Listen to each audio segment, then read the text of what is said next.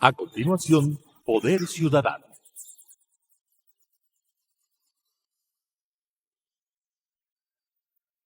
Clasificación B, bajo supervisión de un adulto.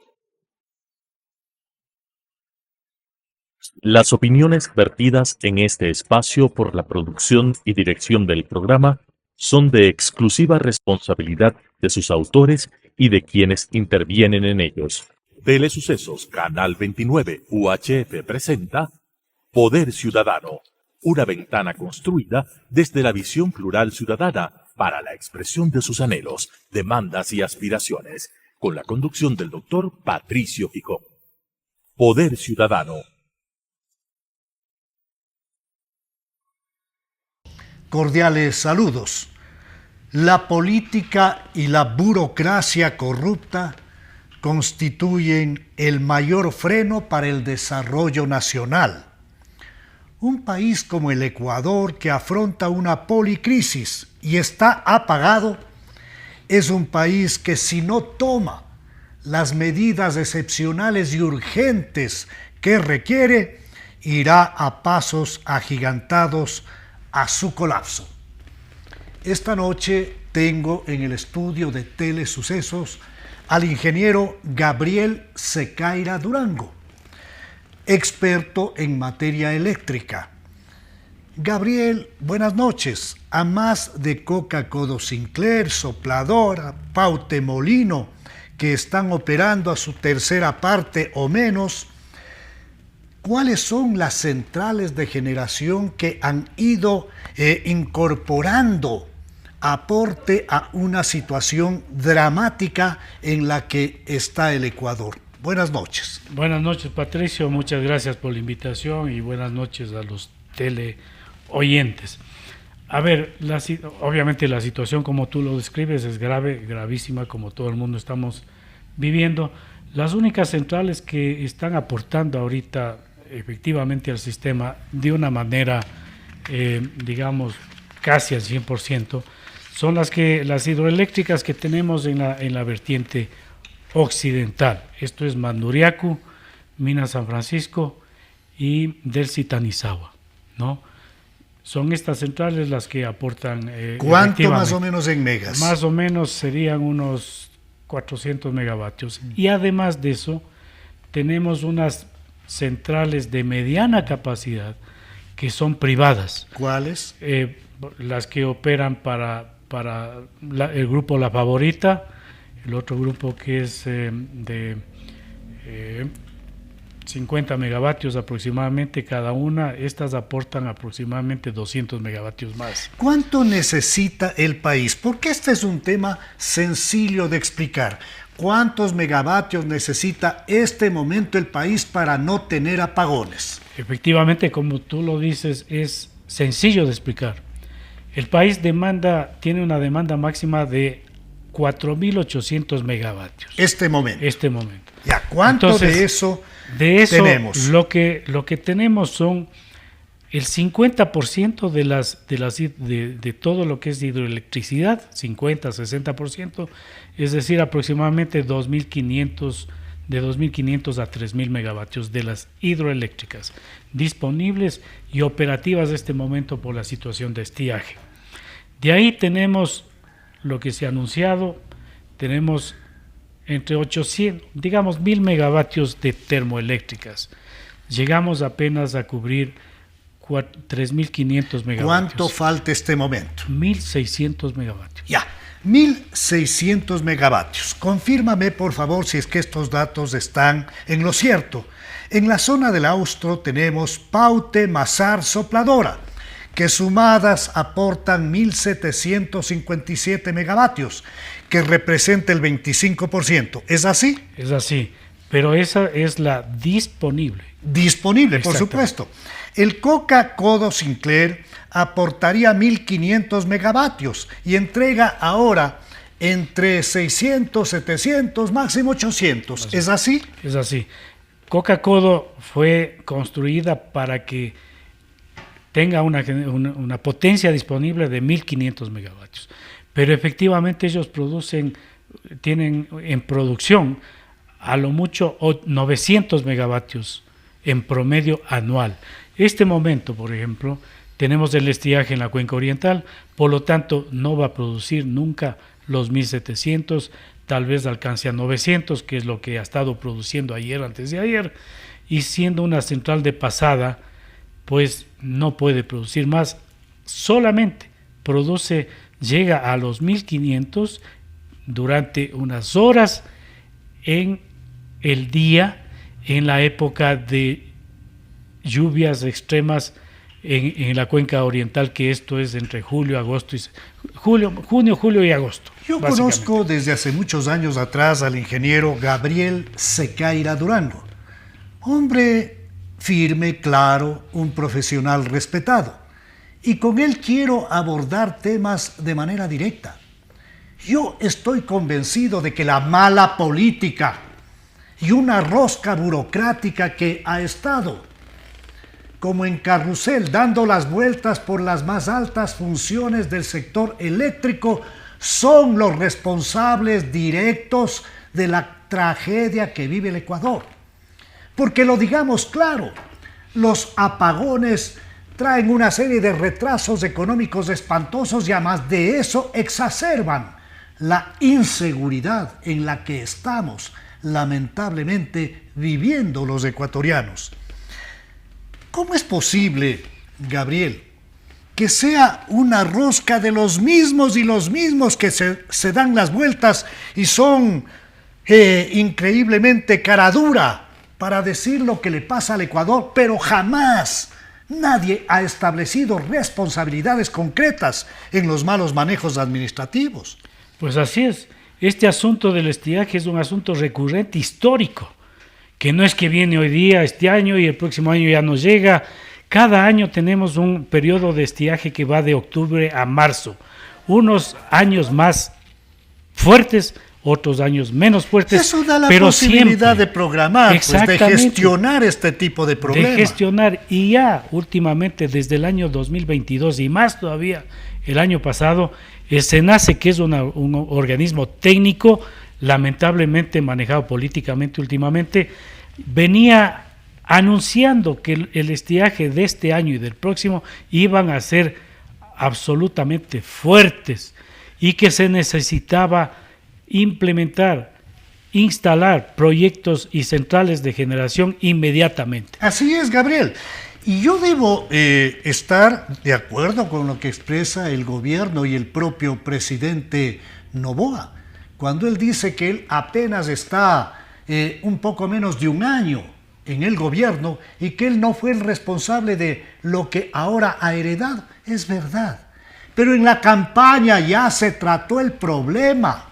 En el primer debate de primera vuelta ya se habló del asunto. Y yo recuerdo que el ahora presidente Noboa habló de que el problema estaba en la transmisión, no en la generación. Ahí ya se demostraba un vacío en el manejo de una situación que ya se conocía. Entonces no es que el tema vino pues a sorprender a un gobierno. Tampoco sería justo pues presionar y decir que él tenía que solucionar, pero debía haberse gestionado de mejor manera la crisis. Yo quiero recordar a los amables televidentes que en el actual gobierno han existido 4 ministros entre encargados y ministros designados para la cartera de energía. Andrea Robo, a quien se le acusó de sabotaje.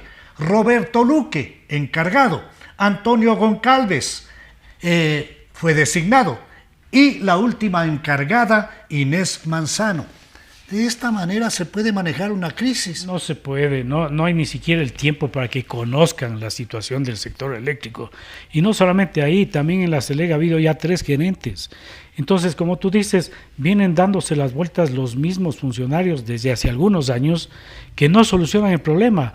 No solucionan el problema de manera efectiva, conociendo la situación. O sea, si hay falta de dinero, pues permitan a la inversión privada que por intervenga. Supuesto, y vamos pues, a llegar claro, a eso, ¿no?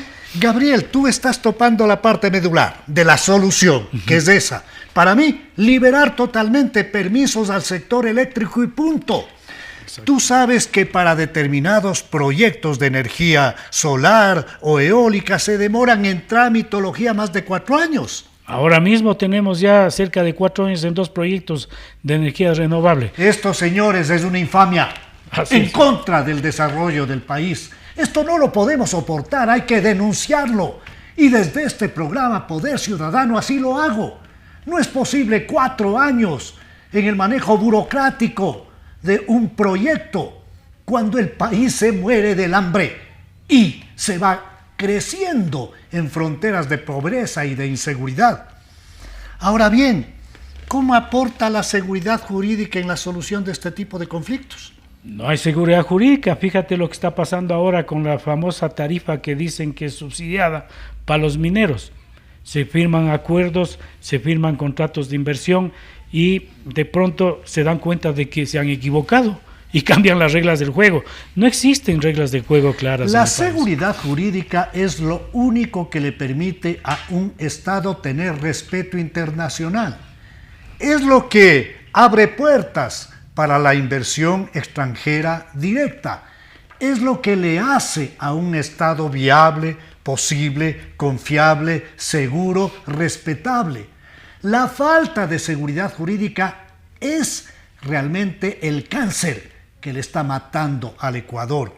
Yo quiero recordar con mi invitado, el ingeniero Secaira Durango, que hace varios años, en circunstancias iguales, se clamaba, se juntaba las manos, pidiendo que venga barcazas. Llegó la de Termoguayas, capital español. Operó entregando 100 megavatios, operó normalmente. Recibía como pago 4 veces menos. Atento, Contraloría del Estado, 4 veces menos que lo que ahora recibe una barcaza, me parece, de origen turco. Pero bueno, llegó el momento de una sabatina donde se dijo esas barcazas fuera y un organismo estatal que no tenía potestad para hacerlo terminó el contrato. Esto le costará al Estado ecuatoriano, es decir, a usted, señora, a usted, señor, que está viendo, cientos de millones. Así es la inseguridad jurídica que tenemos. ¿Cuál es la solución a la crisis, Gabriel? La solución a la crisis, en este momento, soluciones inmediatas no existen. Lo que había dicho en alguna entrevista es, lo que debe hacer el gobierno en este momento es salir al mercado internacional, buscar y encontrar equipamiento disponible que pueda operar con cualquier combustible, con cualquiera, pero que puedan estar aquí en 30 días, en 40 días, si fuera posible en 20 días, obviamente. Esa es la única solución inmediata, no hay otra. ¿Cómo preservamos de negociados espantosos? Acabo de decir que lo que se contrató, que no está entregando los 100 megavatios por falta de combustible HFO, por eso no puede. Pues esto le cuesta muchísimo al Estado ecuatoriano. ¿Cómo se puede evitar que junto a esto se den escándalos de corrupción? Siendo transparentes en todos los procesos, aunque sean de los que se declaran de emergencia, deben ser transparentes. No hay información. Por ejemplo, se contrata 341 megavatios, de los cuales 100 son las barcazas que están operativas. 241 megavatios que se firmaron los contratos con una empresa norteamericana y con otra empresa de origen uruguayo, me parece, y no se sabe dónde están los equipos, si están viajando ya, se van a instalar, cuándo van a entrar en operación, no se conoce, no hay transparencia en el tema. Y ahora se anuncia de que se va a contratar el alquiler de turbinas, posiblemente que van a venir en avión. O sea, ayer se anunció eso, si venían en avión ya deberían estar aquí, pues, ¿no? O cuándo van a estar aquí, cuándo van a instalarse, van a operar con diésel, un combustible que tenemos que importar a precios internacionales, y el costo de producción de la energía del kilovatio hora es sumamente caro, llegará a 30 centavos de dólar, 35 centavos de dólar el kilovatio hora. No se hacen las cosas de manera, primero, transparente, de manera organizada, planificada, no se tiene nada, no se sabe nada qué es lo que va a suceder en los próximos años. Le voy a plantear un escenario a mi invitado, el ingeniero Gabriel Secaira. Vamos a hacer un ejercicio, Gabriel. Tú eres el ministro de Energía el responsable del manejo y de la solución del problema. ¿Qué medidas tomabas el primer día? Esto es casi un año atrás. En noviembre lo que hubiera hecho es licitar generación termoeléctrica para reemplazar lo obsoleto que tenemos. Pero las licitaciones duran larguísimo. No, pero a ver, lo que pasa es que estamos hablando de una licitación normal o de una licitación excepcional. Y eso demora menos tiempo, pero los equipos que se deben instalar en el país para reemplazar lo obsoleto y para aumentar la potencia térmica que permita hacer este ejercicio de balance con la falta de lluvias, la fabricación de esos equipos demoran un año. Ya, ¿cómo se podía solucionar? ¿No te parece que con la reparación del parque que sí tiene el Ecuador, que lamentablemente se lo abandonó, termoeléctrico, se podía haber paliado la crisis? Haber paliado la crisis, pero no superado la crisis, porque obviamente ese equipamiento térmico, una gran parte ya es obsoleto, aproximadamente 600 megavatios, la otra parte sí podía haberse reparado. ¿El termoeléctrico este día cuánto aporta? El termoeléctrico aporta 900 megavatios aproximadamente este momento. No aporta más. Retomamos el ejercicio. El ingeniero Secaira habría licitado en emergencia con un procedimiento urgente. ¿Qué más? El reemplazo de esos equipos, la instalación de nuevo equipamiento, de equipamiento con garantía de fábrica. Eso es lo importante, que pueda operar con combustible propio que tenemos aquí en el país. Cuando un ciudadano compra un vehículo, sí exige pues una garantía elemental. Exactamente. ¿No te parece, Gabriel, que también habría sido lo elemental haber formado un comité de crisis con la Contraloría del Estado, con la Procuraduría, con Petroecuador, por supuesto liderado por el Ministerio de Energía, con la Presidencia, con todos los organismos de control, con la Asamblea Nacional, a efecto de todos juntos empujar en una sola dirección? Obviamente eso era lo que primero se debía haber hecho, incluyendo en ese listado a CERCOP, que es donde también se detienen las cosas. Y ese organismo vamos a hablar del CERCOP, debería desaparecer. Algún momento hay que topar el tema del CERCOP, donde también entiendo que hay denuncias muy graves. Así es. Hay denuncias graves, interpone procesos que demoran mucho tiempo y que no aporta nada, no aporta absolutamente nada. Gabriel, en el Ecuador no hay más ingenieros eléctricos que los que son ya conocidos, los responsables de esta crisis, que pasan de un puesto a otro y que siempre van a manejar una narrativa en el sentido de que están trabajando en forma permanente para superar las crisis, cuando ellos son los responsables de la existencia de las mismas. Así es, el ministerio... No hay más profesionales. Bueno, claro, hay profesionales que intervienen, que trabajan en la actividad privada, ¿no?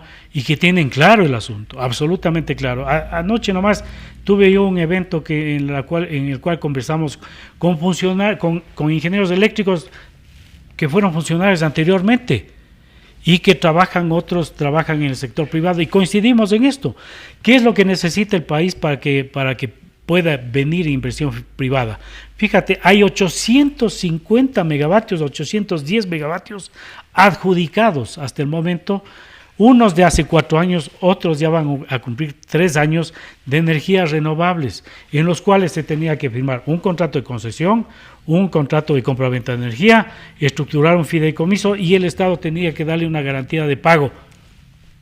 No hay garantía de pago en el país. Es la falta de gestión. Exactamente. Es esa madeja tan enredada de una burocracia, lo digamos claramente, corrupta, que genera una serie de problemas para luego vender facilidades y que demora años de años la liberación de licencias para entregar este tipo de contratación. Gabriel, el Ecuador es un país privilegiado. Tenemos luz solar todo el año. Sí. Tenemos la capacidad de generar también con apoyo del viento. Pero ¿qué pasa? ¿Por qué no se logra la liberación de estos proyectos? Que de paso es la empresa privada la que pone el dinero. Pues, Exactamente. A costo y riesgo de ellos se harían esos proyectos. Como dije, están adjudicados 810 megavatios en renovables, solares, eólicas e hidroeléctricas. Y no se ha puesto un clavo todavía en ninguno de estos proyectos. ¿Por qué razón?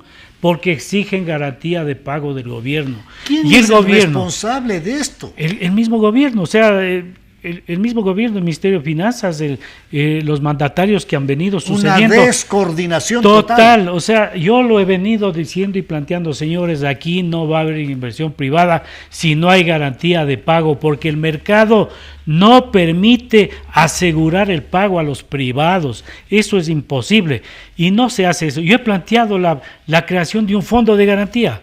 Un fondo de garantía independiente que es viable, porque de lo mismo que se ahorra el país ahora, es decir, se ahorra al no seguir generando con diésel, entonces de ahí se puede tomar... Tú has planteado la posibilidad de la generación de un fondo de garantía. Exactamente. De manera formal. De manera, o sea, lo he escrito, lo he mandado a la Asamblea cuando se discutía. ¿Tienes alguna respuesta? Ninguna. En la Asamblea, cuando se trató la ley no más apagones, mandé una comunicación indicando artículo por artículo qué es lo que debía. Y no se hizo caso de nada. El Ecuador necesitaría una ley, por ejemplo, ley no más pobres, ley no más asaltos, ley no más malas prácticas médicas. Así no se solucionan las cosas. Se solucionan con gestión, con liderazgo, con firmeza, con conocimiento. ¿Y qué fue lo que ocurrió? No se hizo caso, en la Asamblea no se tomó en cuenta ninguna, no solamente mías, inclusive el Colegio de Ingenieros Eléctricos, Electrónicos, Ingenieros Químicos, y todos plantearon modificaciones a ese proyecto de ley.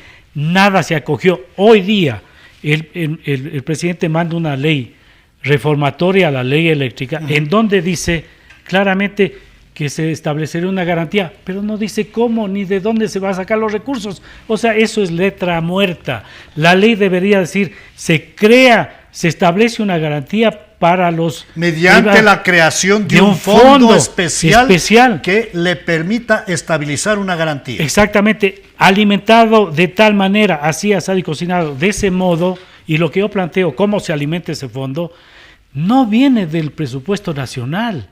Lo que yo planteo es tomar los ahorros que se van a hacer ahora por cambiar de combustible, por no importar el diésel, que va a ser una cantidad extraordinariamente grande. Digamos, si ahorra el país $300 millones al año, pues tome 100 millones y ponga en ese fondo. Se puede tomar de lo que recauda por el pago de la energía, a las distribuidoras se puede tomar un porcentaje de eso y alimentar a ese fondo, porque el privado no te exige que le garantices toda la inversión. ¿Cómo no? Te exige únicamente que le garantices 2 o 3 facturas mensuales que no se hayan pagado. Agradezco a mi invitado, el señor ingeniero Gabriel Secaira Durango, por su aporte valioso en el programa de esta noche. Yo estoy seguro que el país ya no soporta más. El nivel de tolerancia social se agota. La situación de pobreza y de inseguridad nos agobia. Yo creo que el gobierno tiene un límite y ese va a ser el mes de diciembre. La situación es francamente grave. Gracias, ingeniero Secaira. Con ustedes nos volvemos a encontrar en la señal de Telesucesos el próximo jueves a las 19 horas. El domingo a las 21:30 y luego estaremos en YouTube. Una buena noche. Las opiniones vertidas en este espacio por la producción y dirección del programa son de exclusiva responsabilidad de sus autores y de quienes intervienen en ellos.